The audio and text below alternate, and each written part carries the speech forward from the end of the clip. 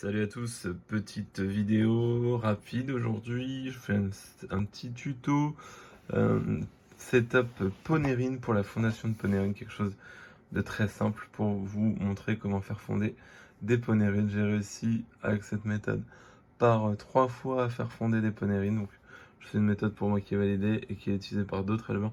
Donc un setup là pour le coup, je vous cache rien, c'est une boîte cuir vert donc plutôt transparente. J'aime bien. Qui m'a coûté moins de 4 euros, je crois. Je sais, chez Action ou Leclerc, je sais plus où je l'ai eu celle-ci. Vous voyez que c'est une boîte qui fait, que je vous dise pas de bêtises, on va dire 25 cm par 10 sur 10 de haut. Voilà, c'est une boîte assez bonne. Donc là, vous avez un couvercle transparent. Hop.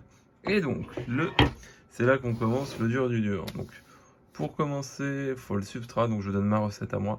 Chaque éleveur a sa recette.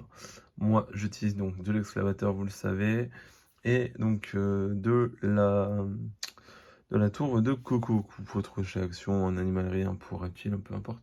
Après, c'est pour le coup. Donc, l'exclavateur, moi, j'achète déjà un moins gros sac, j'en ai pour une vingtaine d'euros, mais ça me sert pour plein de projets. Là où je vais dire que j'ai 1 euro, je pense, d'exclavateur. Parce que s'il y a un gros 100 grammes de sable argileux, c'est bien. Une tourbe de coco, ça coûte que dalle. Moi, chez Action, les blocs, là, je crois que c'est 60 ou 80 centimes.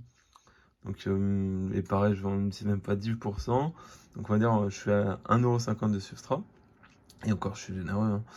Un bout d'écorce de liège, donc ça peut être de l'écorce de liège, une écorce d'un autre arbre, hein, c'est pas grave. C'est pour cacher le tube, c'est un côté esthétique. Sinon, vous pouvez très bien le faire avec de l'alu, mais je trouve ça moche. Et un tube classique. Quand vous mettez votre tube, avant de recevoir votre ponérine, votre gin, moi je vous mets un peu de substrat dedans. Donc là-dedans, j'ai mis un tout petit peu d'exclavateur. Après, donc je tapisse dans le fond, hein. Et après, elle l'étale elle-même. Là, vous voyez, tout ce qui est là, en haut, c'est elle qui a fait son ouvrage. Donc voilà, là, c'est vraiment la base du setup. Donc ce substrat, moi je mets un tube. Alors il y en a certains qui vont dire, ah non, moi je mets pas de tube. Vous voyez, j'ai réussi la fondation. L'ouvrière est toute jeune. Elle est née hier. Donc là, on est en présence d'Odotomachus bori. J'ai oublié de vous le dire. Et donc, une fois que c'est fait, donc vous avez votre tube. Il est fait, donc c'est un tube standard avec un coton, hein. Il y a certains qui vont utiliser des tubes bambou, c'est possible aussi. Moi, je préfère un tube classique. Pas se prendre la tête. Mettre un petit peu de substrat au fond, un tout petit peu, hein. Vous le laissez au fond, après, elle fait sa vie. Quand vous recevez donc votre gin, donc vous mettez votre tube, l'écorce par-dessus, comme vous l'avez vu.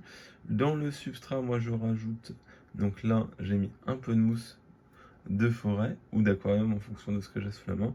Une branche de plante, là c'est une bouture de plante que j'ai récupérée, que j'ai mis. J'ai aussi un peu de misère qui pousse, c'est histoire d'égayer un peu le bac. Et très important, alors vous en voyez partout là. Qu'est-ce que c'est? C'est pas des acariens, c'est des colomboles. Ça c'est vraiment important, c'est un bon allié. C'est en fait un détritivore et ça permet qui bouffe l'excédent de nourriture donnée à la gine.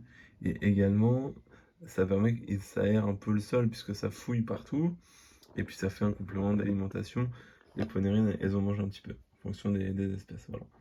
Donc là, et moi, ça me permet d'éviter la présence d'acariens prédateurs en fait, tout simplement.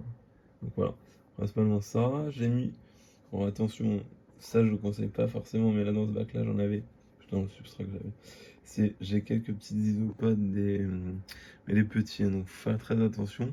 Parce que s'il y a assez de nourriture, il n'y a pas de souci. Si par contre il n'y a pas assez de nourriture, les isopodes vont rentrer en conflit. Ce qui n'est pas le cas avec moi, je conseille plutôt que des colomboles. Au moins, même les colomboles, il n'y a jamais de problème. C'est-à-dire que si jamais il n'y a pas de nourriture, bah, la souche va mourir, hein. C'est tout. C'est tout.